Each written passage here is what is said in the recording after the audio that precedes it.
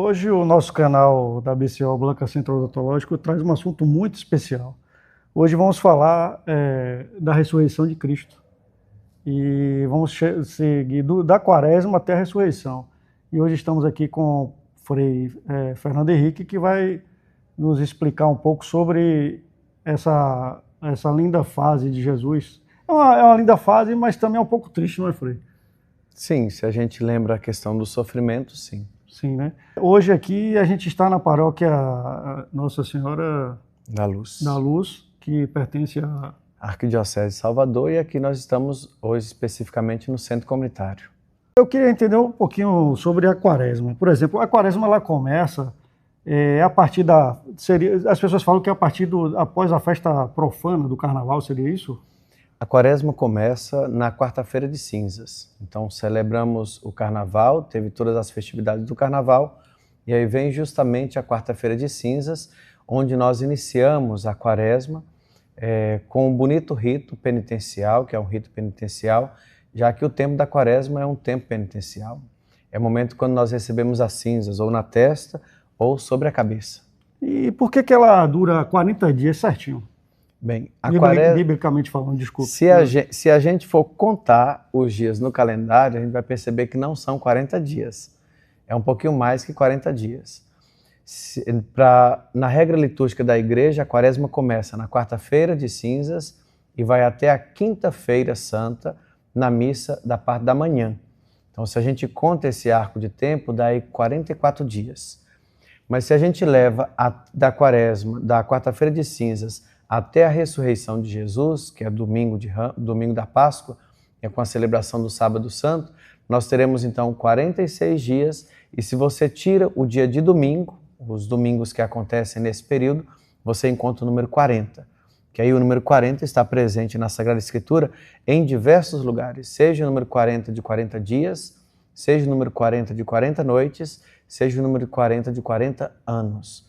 Que aí tem toda uma vinculação do povo de Israel no Antigo Testamento, que tem algumas situações que envolvem o número 40 e também o próprio Cristo Jesus, que acaba jejuando também durante 40 dias. Puxando esse link dos 40 dias de jejum, eu queria que o senhor me dissesse o significado do jejum, da oração e da penitência nesse período. Quando nós iniciamos a quaresma na quarta-feira de cinzas, fica evidenciado pela liturgia da igreja a necessidade de viver no período quaresmal, momento mais forte de oração, momento também de jejum e também momento de caridade. A penitência que nós realizamos na quaresma, podemos dizer que é justamente esse jejum que nós somos chamados a fazer. Quando se faz o jejum, como que uma mortificação do nosso corpo, que é justamente a necessidade de se alimentar, e você então naquele dia que tem essa necessidade de se alimentar, você diz, olha, hoje eu vou consagrar o meu jejum em prol, sei lá, da minha conversão, em prol de algumas pessoas que mais necessitam. Então, naquele dia, realizo o jejum. Mas tem uma passagem bíblica que nós utilizamos na quaresma que nos faz questionar justamente sobre a prática do jejum. O que adianta eu fazer jejum se no dia que eu faço o jejum, em vez de viver a caridade, viver o bem com o próximo, eu acabo trazendo muito mais situações difíceis, uma má convivência com o outro, palavras ofensivas, gestos de grosseria. Isso acaba desmerecendo o próprio jejum que nós realizamos. Por isso vai dizer o Senhor, o jejum que eu amo, o jejum que eu adoro, o jejum que eu gosto, é quando você quebra as amarras do jugo, aquilo que é sinal de prepotência, que você vive a caridade para com o próximo. Por isso o jejum tem que estar sempre vinculado com oração e com a caridade. E aí nós vivemos as 3 grandes dimensões de nossa vida, que é eu e a minha corporeidade, a questão do jejum, que atinge o meu corpo, a oração, que é a minha vinculação com o divino, com o Senhor, e também a questão da caridade, que é o próximo. Então nós unimos nesse período quaresmal, seja a minha personalidade, a personalidade do outro que necessita da caridade e também a pessoa de Deus que nós vivemos por meio da vida de oração. E eu até ia fazer tudo que o senhor explicou agora, eu ia fazer essa pergunta, eu acho que o senhor já acabou falando. O que as pessoas podem viver no dia a dia através da quaresma, né? O senhor mais ou menos falou, né? Isso, a prática do jejum. Do jejum. Para a vida da igreja, de modo especial, Nas sextas-feiras ficam marcados como um dia de jejum, e além do jejum também tem toda a questão da abstinência de carne, por exemplo, nas sextas-feiras, e também a questão do fortalecimento da prática e da vida de oração para poder conseguir abrir o coração para com o próximo, que é justamente o momento que se vive a caridade. Agora eu vou fazer um adendo aqui com a área da odontologia, porque o canal é de odontologia. Lá quando chega um paciente, a gente tem todo um processo, né? A pessoa às vezes chega sentindo dor, com medo, e passa, inclusive, com a doutora Blanca, né? Que é a nossa líder lá da BCO, e ela passa por toda uma preparação para ficar daquele momento que estava com o dente ruim, precisando de algum procedimento, até chegar à fase final que vai ficar com saúde e o bem-estar. A minha pergunta a quaresma também seria uma preparação assim como na odontologia? Com certeza. Toda a caminhada da quaresma tende à vivência da Páscoa.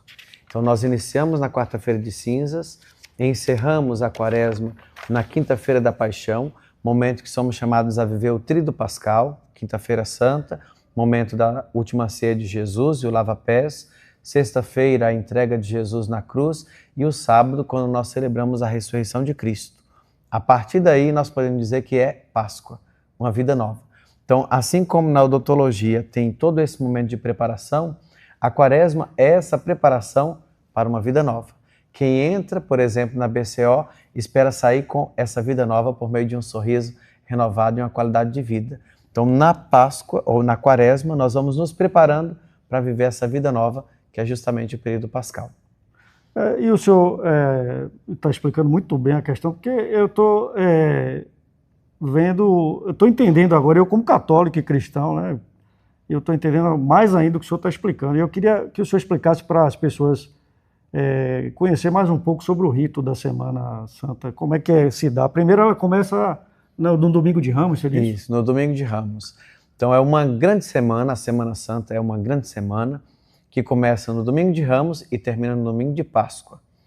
Nessa grande semana, nós buscamos vivenciar os passos de Cristo. Aí, domingo de Ramos é o momento em que lembramos a entrada triunfal de Jesus em Jerusalém. De forma simbólica, em nossas comunidades, nós utilizamos também os ramos, alguns galhos de árvores, para simbolizar essa entrada de Jesus triunfal. E já no domingo de Ramos, nós celebramos tendo em vista o momento de glória, que é a entrada triunfal, mas também as dores e os sofrimentos. Por isso chamamos de Domingo de Ramos e da Paixão do Senhor, porque na mesma celebração nós já recordamos, já fazemos memória de toda a dor e o sofrimento que Jesus vai passar ao longo da semana. Geralmente em algumas comunidades, a segunda, a terça e a quarta-feira da Semana Santa tem celebrações menores, mas se fazem práticas devocionais, como é o caso da procissão do Senhor dos Passos, a procissão da Senhora das Dores e a procissão do Encontro. E aí começa o tríduo pascal na quinta-feira santa. Eu ia até perguntar isso para o senhor, a questão do tríduo pascal. Esse período entre domingo até quinta-feira, o que aconteceu com Jesus? Muitas pessoas não sabem disso, né? Na Semana Santa que nós celebramos, nós não vivenciamos o passo a passo de Jesus dos seus últimos dias, da sua paixão. Então, do momento em que Jesus entra triunfal em Jerusalém, até o momento da sua ressurreição, nós vamos vivenciando ao longo da semana essas outras celebrações, como eu acabei de dizer, que é a questão, por exemplo, de Jesus com a imagem dos passos, que é uma bonita celebração que lembra justamente nossos pés, lembra todo o andar que nós fazemos, por todos os lugares onde andamos, e a necessidade de cuidar justamente dos nossos pés, né? Então, o Senhor dos Passos, que nos ajuda a olhar por onde nós passamos e onde nós caminhamos. Entendi. E aí chega a Quinta-feira Santa. A Quinta-feira Santa é onde acontece a última ceia de Jesus, né? Isso com os apóstolos. O que isso significa para nós que somos cristãos? Qual é o significado da última ceia? O que representa para nós? Na Quinta-feira Santa nós celebramos 4 grandes movimentos. 2 desses grandes movimentos nós geralmente celebramos junto com o bispo da diocese. Então geralmente é na quinta-feira, na parte da manhã. Nessa celebração que acontece na diocese, o bispo consagra o óleo do crisma e abençoa o óleo dos catecúmenos e o óleo dos enfermos. E também nessa celebração de quinta-feira, na parte da manhã, os sacerdotes fazem a renovação das promessas sacerdotais, porque é justamente o dia que nós celebramos a instituição da Eucaristia e do sacerdócio. Depois de viver esse momento com o bispo, geralmente à tardinha ou à noite, nas comunidades paroquiais, o padre vivencia o momento do lava-pés e o momento da instituição da Eucaristia. E aí é chamado então de a última ceia. Então, a Quinta-feira Santa, nós celebramos justamente esse momento em que Jesus reúne com seus discípulos, vivencia toda a tradição judaica, por meio da imagem do pão, da imagem do vinho. Mas naquela última ceia aconteceu algo muito específico. Cristo Jesus pega o pão, dá graças a Deus, parte e entrega para os discípulos. E quando ele faz esse gesto, ele diz para eles, olha, tomem e comam, isso é o meu corpo, façam isso em minha memória. E logo depois ele pega um cálice, dá graças, abençoa e também distribui, entrega para os seus discípulos, dizendo, façam isso em minha memória, esse é o sangue da nova e eterna aliança. Então, cada vez que dele comemos e bebemos, nós fazemos memória da paixão de Cristo Jesus. É ele mesmo que se doa e se entrega a cada um de nós. A Quinta-feira Santa tem todo esse simbolismo da última ceia, que é justamente Jesus, que para nossa salvação se entrega sem reservas. Desde o anúncio da palavra, a sua presença nos sinais sacramentais do pão e do vinho, até culminar com a sexta-feira da paixão, a sua entrega na cruz. O senhor falou durante a explanação da última ceia, o lava-pés. O que seria o lava-pés, para quem não conhece? O lava-pés é um bonito gesto que Jesus realiza no Evangelho de São João. Nos evangelhos chamados sinóticos, Mateus, Marcos e Lucas, nós encontramos toda a organização da última ceia. Já no Evangelho de São João, todo o significado da última ceia está muito no início do seu evangelho, está no capítulo 6. E aí, quando São João organiza a última ceia de Jesus, ele vai colocar um gesto muito simbólico e muito profundo, que era justamente um gesto feito como sinal de acolhida. Quando alguém caminhava, era acolhido então na casa, o dono da casa, ou algum escravo, algum servo, lavava os pés daquele que chegava para tirar a poeira e como um sinal também de acolhimento. Na última ceia, de acordo com o Evangelho de São João, Jesus pega uma toalha, coloca na sua cintura, pega uma bacia, uma jarra e começa a lavar os pés dos discípulos. Esse gesto é chamado então de lava-pés. É o momento em que Jesus lava os pés dos discípulos. No meio dessa atitude de Jesus, São Pedro se levanta e diz, olha, me desculpa, mas você não vai lavar meus pés, você é o mestre. Como é que você vai lavar meus pés? Eu aceitaria se você fosse um servo, mas você é o mestre. E aí Jesus diz, olha, quem eu não lavar os pés, não tem parte comigo. Então Pedro diz, pode lavar os pés, as mãos, a cabeça, pode lavar meu corpo inteiro. E aí Jesus realiza esse gesto com os apóstolos. O mais interessante desse gesto é justamente o final, conjugado com a fala de Pedro. Quando Pedro diz, não vai lavar meus pés, na mente de Pedro está toda uma questão de autoridade. Hierarquia. E no final desse gesto, Jesus diz, vocês não me chamam de mestre? Vocês não me chamam de Senhor?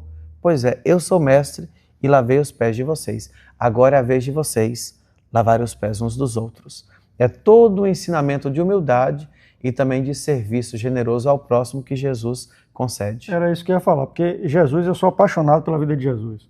E a coisa que mais me impressiona é a autoridade que Jesus tem e, ao mesmo tempo, a simplicidade de Jesus. Né? É isso que Pedro, a simplicidade, a humildade, e mesmo assim a autoridade dele é muito superior. Isso. E aí agora a gente vai para a Sexta-feira da Paixão. Né?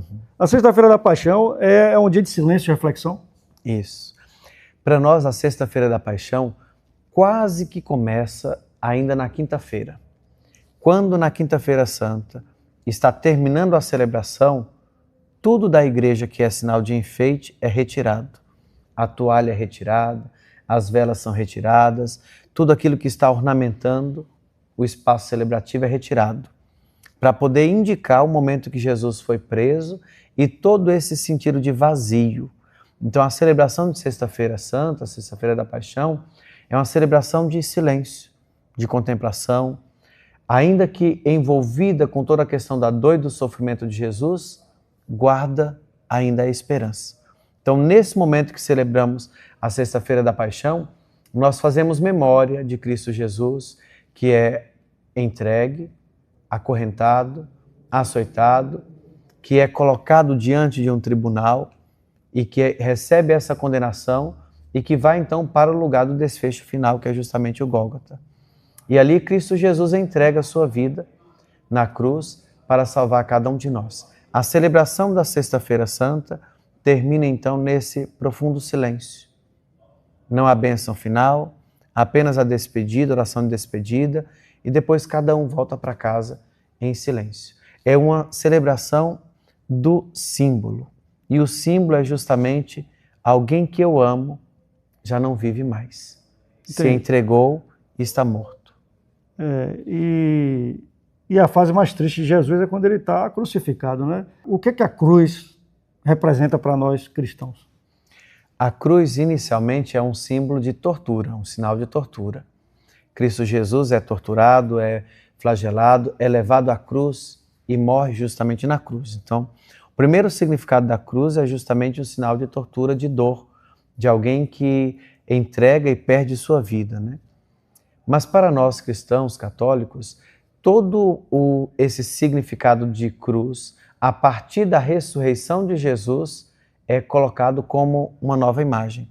É tanto que tem alguns textos que são lidos como hinos na igreja, que fala justamente sobre a imagem da cruz como uma árvore. Dessa árvore que parece que nós perdemos, brota justamente a vida. E aí é colocado nesse hino como que um jogo de palavras da árvore da vida presente no livro do Gênesis, que acaba e a árvore do conhecimento, que acaba depois trazendo pecado e condenação para o casal primitivo, agora dessa árvore que é sinal de morte e que gera vida.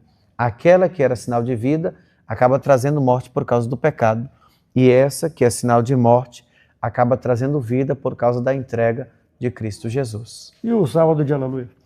O sábado de Aleluia, ele ainda inicia com todo um sinal de silêncio, porque ainda estamos vivenciando as dores da entrega de Cristo Jesus e de sua paixão. Aí, enquanto igreja, no sábado santo, nós somos chamados no início, a parte da manhã e da tarde, a organizar a igreja, preparar todo o ambiente celebrativo, mas ainda em sinal de espera atenta e vigilante. Sabemos de sua ressurreição, mas por ora é como se ainda não tivéssemos alcançado essa ressurreição.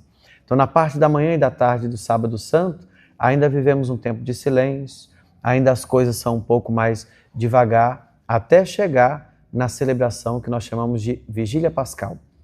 A Vigília Pascal, que é celebrada no sábado santo, de acordo com a regra da igreja, não pode começar com o sol. O sol tem que estar pelo menos na penumbra para poder ser iniciada. E deve ser vivida como uma grande vigília. Então é uma celebração extensa, enorme, que tem como fundamento justamente a celebração do batismo.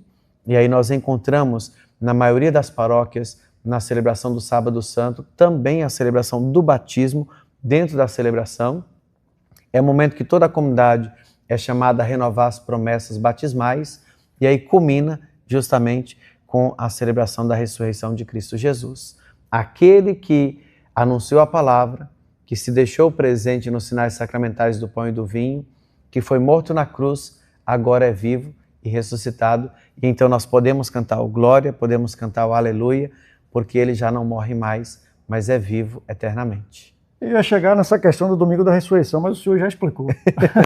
É porque para nós acaba começando na noite do sábado. Entendi. É uma forma de contar o dia como os judeus, que começa justamente com a noite até chegar à luz. Aí vai chegar a luz. Isso, a chegada da luz. Entendi. Na organização cronológica nossa, nós iniciamos o dia, digamos, já no escuro, que é meia-noite, e ele vai terminar depois meia-noite. Então há toda uma questão de escuro, claro e depois escuro. Mas nessa tradição bíblica é justamente o que? Começa no escuro e depois vem toda a vitória da luz. Então, desde o Sábado Santo, nós celebramos a ressurreição de Cristo e a Vigília Pascal deve terminar antes do nascer do sol. Porque o domingo, que é o domingo da Páscoa, já se explode com toda a emoção da ressurreição de Jesus. Eu, como muitas pessoas, eu acredito que tem essa curiosidade. Por que a Páscoa é uma celebração, vamos dizer assim, a maior celebração cristã da Igreja Católica ao invés do nascimento de Jesus? Uhum. Qual é a Tem até uma questão? oração no Sábado Santo, da Vigília Pascal, que fala justamente sobre essa distinção do nascimento de Jesus e da sua ressurreição. O nascimento de Cristo, a sua encarnação, é um grande evento da misericórdia de Deus que veio habitar entre nós. Mas muito maior, diz essa oração, muito maior do que a encarnação e o nascimento de Jesus, é justamente sua ressurreição. Ele passa da morte para a vida e abre as portas da eternidade para todos nós. Por isso, a ressurreição de Cristo tem para nós um peso muito superior, como diz a oração do Sábado Santo, Sim. do que aquilo que é realizado na encarnação de Cristo Jesus. É justamente o início de uma nova criação por meio da ressurreição de Cristo. Muitas pessoas. Hoje eu vou fazer uma pergunta agora também relacionada com a forma de viver das pessoas. Muitas pessoas sofrem, têm medo, sentem pelas perdas, aquela ansiedade. O que a paixão de Cristo ensina para se livrar dessa situação? É sempre ter fé, é isso? E esperança. E esperança. Quem passa por dor, por sofrimento, pode vincular sua dor, seu sofrimento, ao sofrimento e à dor de Cristo Jesus. O renascimento. Isso. Desde a cruz, Jesus nos leva à glória. Então, de um lugar de dor, Ele nos faz esperar justamente um lugar de vitória. Então, para aquele que passa por um momento de dor, de sofrimento, seja na própria carne, seja na sua família, na sua comunidade, fé e esperança na ressurreição de Cristo Jesus. Ele venceu a morte para dar a cada um de nós a possibilidade da esperança de também com Ele sermos vencedores. Então, a fé está com a esperança que vai mudar a sua vida e vai sempre ao caminho de Deus. Né? Conseguiremos olhar as realidades de dor de nossa vida com um novo olhar, de uma forma diferente. É como a imagem daquele que vai procurando, por exemplo, no BCO, procurando se livrar das suas dores. Tem as suas dores, digamos, nos seus dentes e sabe que ali pode encontrar uma solução. A cura. Que vai sair dali com a cura. Então, no momento que eu passo uma dor, um sinal de sofrimento, de dor, eu posso muito bem me vincular à cruz de Cristo Jesus e, com fé e esperança, depositar minha vida nas mãos dele para receber justamente a graça dessa cura, dessa vida nova. Eu vou pedir ao senhor agora para deixar uma mensagem para quem está nos assistindo e para nossos queridos pacientes. Qual mensagem o senhor poderia deixar para a gente de tudo que o senhor falou da Semana Santa, para a fé, esperança, caridade, tudo de bom, né? Porque hoje a gente vive um mundo que está em guerra. Eu não entendo o ser humano, até hoje eu não entendo. O que faz um líder, por exemplo, dos Estados Unidos querer guerra? Que a gente luta pela paz a vida inteira e os homens brigam pelo poder, né? Eu queria que o senhor deixasse uma mensagem sobre a Semana Santa em relação a isso também. Infelizmente, ainda tem alguns seres humanos que pensam que podem muito mais que os outros e que acabam utilizando a sua força bruta para trazer dor, sofrimento e caos. É um pouco a mesma história que se repete em Cristo Jesus, encontramos da mesma forma. Tem um sistema opressor de um lado, que é um sistema social e também religioso, um sistema político, um sistema econômico, que acaba dizendo, esse aí não pode continuar falando, esse não pode continuar vivo, esse deve ser condenado, esse deve ser massacrado. E acaba como que utilizando da sua força, da sua coerção contra o outro. No meio de todo esse nosso tempo que nós vivemos, com as dificuldades, com os sofrimentos, com as guerras e até mesmo às vezes com o caos, que nós não percamos a esperança. Cristo Jesus é o Senhor da esperança e o Príncipe da paz. E Ele pode renovar em nossa vida justamente os votos de uma Santa Páscoa para que com Ele nós consigamos superar e vencer todas as dificuldades. Que Ele, Príncipe da paz, toque o coração dos líderes das nações que acabam tramando a guerra e levando o mal e o terror para muitas pessoas, muitos povos e muitas famílias. Que venha a paz nesse tempo pascal para todos e cada um de nós. Eu queria agradecer muito ao Frei Fernando pela linda mensagem. O senhor que é aqui, que é o responsável pela paróquia, né? Pela paróquia de Nossa Senhora da Luz. Eu acho que a partir desse momento as pessoas entenderam mais a questão da Semana Santa, a importância do que é a Semana Santa. E para quem gostou do nosso conteúdo, deixe seu like, curta, peça novos temas e a gente sempre vai seguindo, né? Além da parte odontológica, a gente vai ter sempre um tema diferente. Hoje, com a excelente explanação do nosso queridíssimo Frei Fernando Henrique. Muito obrigado. Amém. Eu que agradeço Muito obrigado pelo convite e que todos nós tenhamos uma santa e feliz Páscoa.